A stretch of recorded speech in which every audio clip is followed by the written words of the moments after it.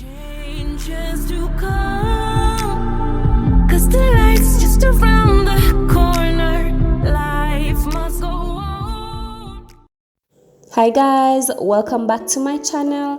In today's tutorial, I will be showing you guys how I clean and prep my skin for makeup application. Now, you don't have to use all the products that I'm using. You can use different products, and I'll tell you what I'm using. These products that I'm showing you right now, I'll tell you what they are as I go along further in the video. Now, as I was saying, you don't have to use these products. It all depends on what works for you, and it all depends on your skin type as well.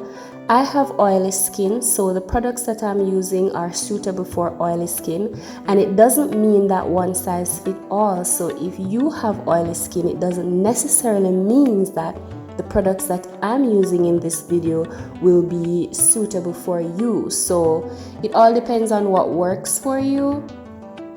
Alright, so I have already washed my face using the Clean and Clear foaming cleanser, and now I'm using a cotton pad with some Clean and Clear essential deep cleaning estrogen, and this is going to wipe away any impurities left behind on the skin after cleaning.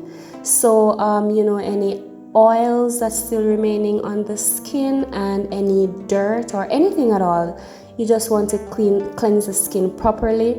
So this is going to ensure that all of those are removed.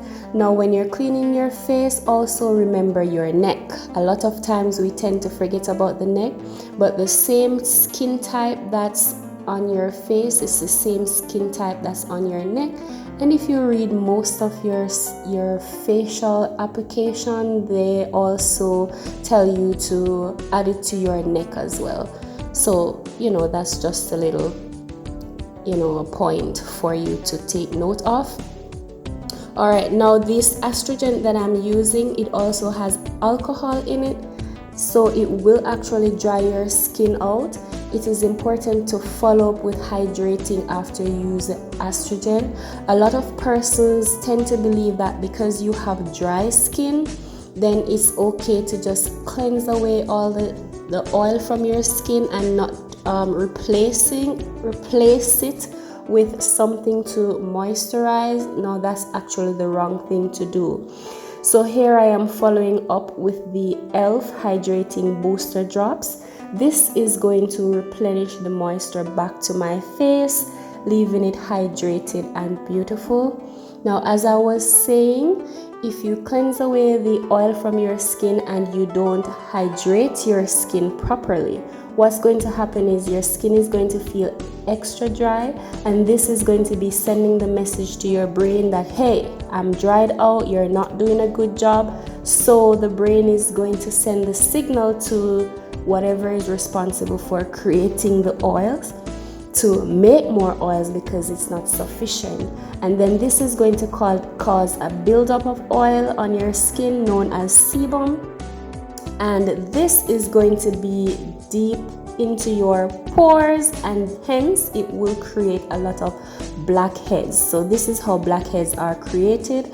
So it's important to replenish your skin with some moisture once you have cleansed it. Alright, now I'm following up with this eye cream from L'Oreal Paris. It's the Revitalift, and a little bit goes a long way. I'm just going to dab that right underneath my eyes, in the puffy areas, and also onto the outer corner of my eyes. Those are the areas where the little crow feet are formed. And for those of you who don't know what crow feet are, it's just the wrinkle lines that form at the outer corner of your eyes, especially when you smile. So the pattern that they have at the end of your eyes, the outer corner of your eyes, I think that's why they call it crow's feet. Alright, and then I am adding some primer to my skin. So this is the Master Prime by Face Studio from Maybelline, New York, and this is to blur and minimize the pore. Also, the primer is important to use before any makeup application. If you don't use a primer, you're going to have to use more than one coat of makeup because it's going to be patchy.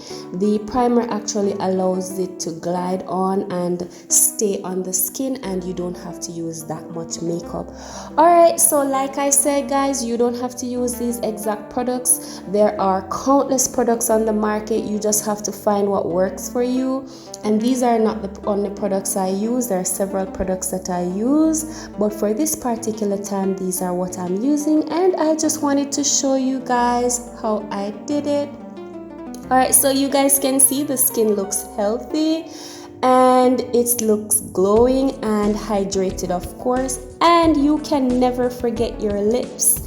There can be no facial routine without moisturizing your lips. So this is it. This is how I prep my skin for makeup.